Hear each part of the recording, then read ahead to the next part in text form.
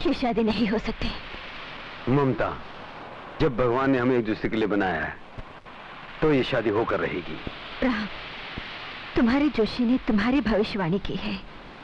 उसने मेरा भाग्य नहीं देखा।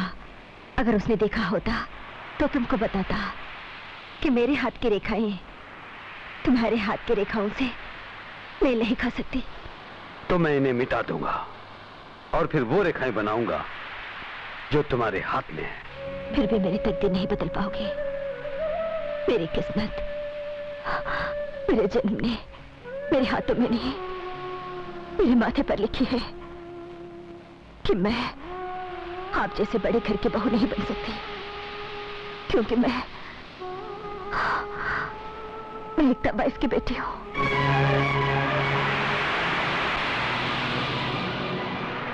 कहाँ है तुम्हारी माँ?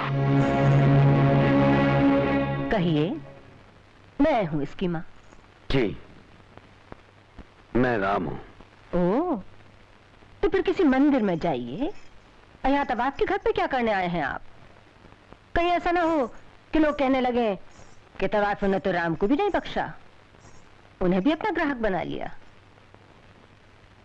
राम तवाइफों के घर भी जाएंगे तो उनके ग्राहक नहीं, अहिल्या के राम ही कहलाएंगे। ओह, तो आप मेरी बेटी के लिए अहिल्या के राम बनकर आए हैं। राम साहब, मेरी बेटी अहिल्या की तरह कोई पत्थर की मूर्ति नहीं जिसे आप मुक्त करके खुद भगवान बन जाएं। उसे मुक्ति नहीं, उसे बंधन चाहिए। एक घर की चार दीवारी का बंधन, एक पति के प्यार और विश्वास का बंधन। तवाइफों की बेटियों को मुक्त कराना आसान है, उनको शादी का बंधन देना आसान नहीं। जाइए। माँ जी, जब आपने अपनी बेटी को इस माहौल से दूर रखा, एक शरीफ लड़की की तरह उसे पढ़ाया लिखाया, शरीफों की तरह उसकी परवरिश की, तो कहीं ना कहीं आपके मन में यह विश्वास जरूर होगा कि कभी न कभी कोई राम आपकी बेटी को इस बंधन में बांधेगा। इन आंखों ने कई बार तवाइफों की बेटियों को रईसों के बेटों के साथ कोठों की सीढ़ियों से उतरकर बड़ी बड़ी कोठियों में जाते तो देखा है, लेकिन कभी उनके घर में बसते हुए नहीं देखा। अगर मेरी ममता के लिए कभी कोई राम आएगा तो रईस का नहीं, गरीब का बेटा होगा।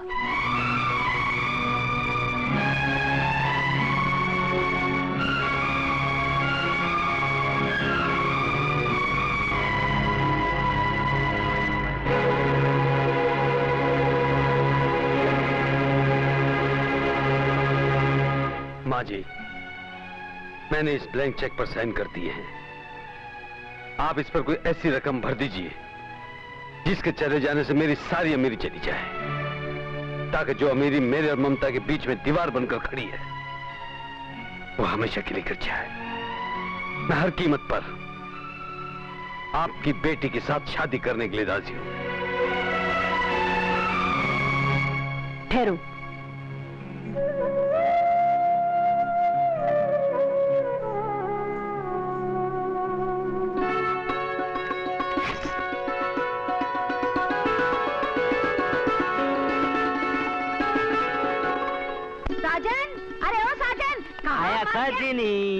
एक दूंगी क्या बोला? नहीं, मालकिन। अच्छा, सब तैयारियां हो गई है ना? हाँ, हो गई। अच्छा, वो पूजा की थाली तैयार की या नहीं? हो गई। मेरी देवरानी आ रही है, धीरे धीरे। क्या क्या? अरे मैंने ही करेगी या कुछ बोलेगी भी? मैडम, दुल्हन आ गया है। दुल्हन आ गई? दुल्हन आ गई, आ गई। लाइफ बन गई, लाइफ बन गई। 15 करोड़ का मालिक बनूंगा, 15 करोड़ का मालिक बनूंगा। मालिक, मालिक, मालिक, मालिक, 15 करोड़ की दुल्हन आ गई। मालिक, 15 करोड़ की दुल्हन। हाँ, दुल्हन आ गई। मालिक, मालिक, मेरे मालिक, मालिक आपकी लाइफ बन गई। मालिक, मालिक, मालिक, लाइफ बन गई। मालिक, मालिक, मालिक, आप प्यारे लाल का क्लब खरीदेंगे। क्लब खरीदूंगा। मालिक, प्यारे लाल का क्लब खरीदेंगे। मालिक, मालिक, मालिक,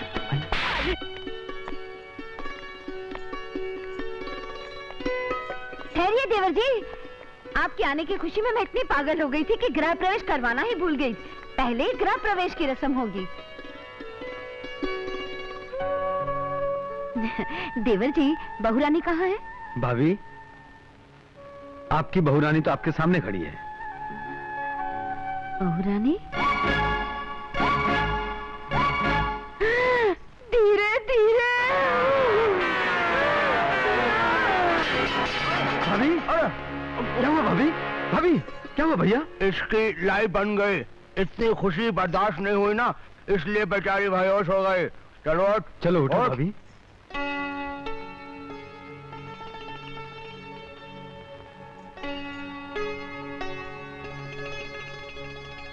ममता, ये हमारा खानदानी हार है जो इस घर की हर बहू को उसकी सास पहनाती आई है और हमेशा उससे वादा लेती रही है कि वो इस हार को अपनी बहू को जरूर पहनाएगी। लेकिन तुम्हारी सास तो है नहीं। आप फिक्र मत कीजिए, मैं इस वादे को पूरा करूंगी। कहाँ है वो? अपने पति के साथ उसके रूम में सुहाग रात मनाकर उसकी लाइफ बना रही है। लेकिन हमारी लाइफ तो बिगाड़ दी उसने धीरे धीरे।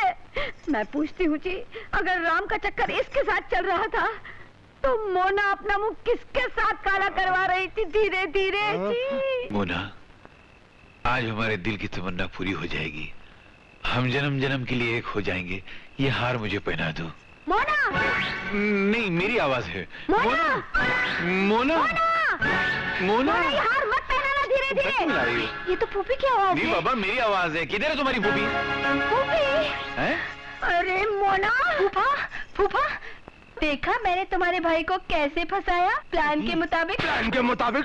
बदतमीज लड़की! अरे मेरा भाई तो शादी करके बीवी घर में ले आया है। ये मेरा भाई नहीं है। लेकिन फूफा, तुम ही तो हमें देख के गए थे प्लान के मुताबिक। प्लान के मुताबिक? अरे ना मैंने कुछ देखा था ना मैंने कुछ सुना था। मैं नीचे था, वो मेरे ऊपर था, और तू ना जाने कहाँ थी हमारी लाइफ बर्बाद करती हुई। अरे तू अकल की अंधी, इस सांड की उम्र ने दिखाई दी तुझे धीरे धीरे? मुझे तो दिखाई पड़ी थी, लेकिन तुम ही ने कहा था कि खाते पीते घर के लोग ऐसे ही होते हैं। ऐसा सांड? ये सांड हो या बैल हो, जो भी है मेरे हैं। वो क्या है, फूफा फूफी outlaw, I mean in law. प्यार के मामले में और खाने के मामले में दूसरी की मर्जी में अपनी मर्जी की टांग नहीं अड़ाना चाहिए। इसलिए अपने फूफा फूफी की फूफू छोड़ो और हमारी शादी की तैयारी शुरू करो। बड़ा है मेरी भतीजी से शादी करने वाला। अरे चुप, चल यहाँ से। लंच में याद करके आ जाना। ऑफिस में बार बार फोन करना अच्छा नहीं लगता है। क्यों? ऑफिस में लोग क्या सोचेंगे? हाँ, अरे यही सोचेंगे कि मैं जोरू का गुलाम हूँ। अरे काहे का जोरू का गुलाम? हाँ, क्या एक बात तो सुनते नहीं। अच्छा, वो परकटी सेक्रेटरी है ना, हाँ। उससे दूर रहना। हाँ, उससे दूर रहूंगा, लेकिन तुम मेरी एक बात सुनो। तुम चाहती हो ना कि मैं उससे दूर रहूं, तो तुम मुझे मेरा ब्रेकफास्ट दे दो।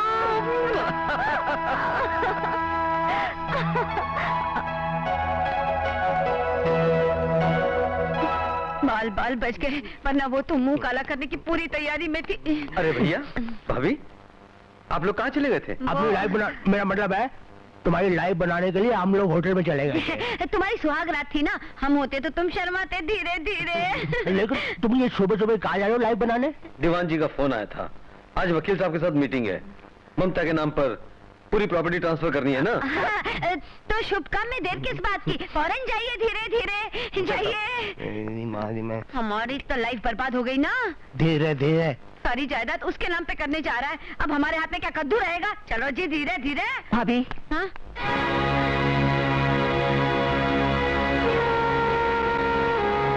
आप दोनों के बिना ये घर बहुत सुना लग रहा था। अरे ये घर तो तुम्हारा है देवरानी जी। पता नहीं कहाँ से तकदीर लिखा कर लाई हो कि आते ही करोड़ों की मिल्कियत मुट्ठी में कर ली, और साथ में इस घर की, इस खानदान की और बाबूजी की इज्जत रखने की जिम्मेदारी भी। लेकिन आप लोगों ने उनका ट्रस्टी बनकर उसे ऐसा भ्रष्ट किया है कि स्वर्ग में भी उनकी आत्मा आंसू बहा रही होगी। बहुरानी, चिल्लाओ मत, मैं इस घर की नौकरानी नहीं। मुझे तुम लोगों की असलियत मालूम पड़ गई है। ये देखो, ये बिल्स देखो, तुम लोग क्या याशी के हैं? शराब, जेवर और कर्जे की हुलिया। अरे जब बहू घर में आती है तो सगे संबंधी दोस्त बहू को आशीर्वाद देने आते हैं, लेकिन आप लोगों की मेहरबानी से आपके कर्जदार कर्ज वसूल करने आए। वो तो अच्छा हुआ जो इन्हें मालूम नहीं पड़ा, नहीं तो तुम दोनों को 1 मिनट में घर से निकाल देते और दुनिया कहती कि जेठ जिठानी चचेरे हैं, इसलिए देवरानी ने आते ही घर से निकाल दिया। हमें माफ कर दीजिए बहू रानी, हमारी इज्जत आपके हाथ है। मैं इनकी कसम खाती हूँ और मैं इनकी कसम खाता हूँ कि हम आज से कभी शराब नहीं पिएंगे, अभी अयाशी नहीं करेंगे, कभी जेवर नहीं अरे पहनेंगे, कपड़ा नहीं पहनेंगे, कपड़ा नहीं खरीदेंगे, अब क्लब नहीं जाएंगे।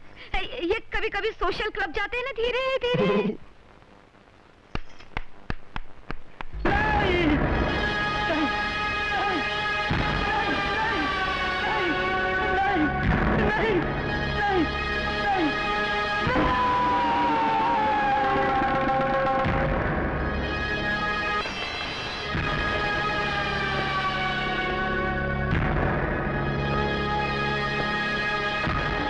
प्यारे सेठ, तुम्हारा कर्जा वसूल करने के लिए गुल्लू गोली किसी का हाथ तो क्या सर भी काट सकता है। अब बोलो किसका गणित पास करना है? मुरली बाबू और इनकी वाइफ का। हाँ मुरली बाबू, खन्ना इंडस्ट्रीज का मालिक कह कहकर तुम और तुम्हारी वाइफ मार्केट से उधार रुपया लेकर, सेठों से हुंडियों पर कर्जा ले लेकर जो अय्याशी किए सो किए, हमसे भी क्रेडिट पर 7 लाख रुपया लेकर जुए में हार गए। अब तुम्हारे भाई की शादी तुम्हारी वाइफ की भतीजी से हुई हो या नहीं हुई हो, 15 दिनों के अंदर अगर हमारा माल वापस नहीं हुआ तो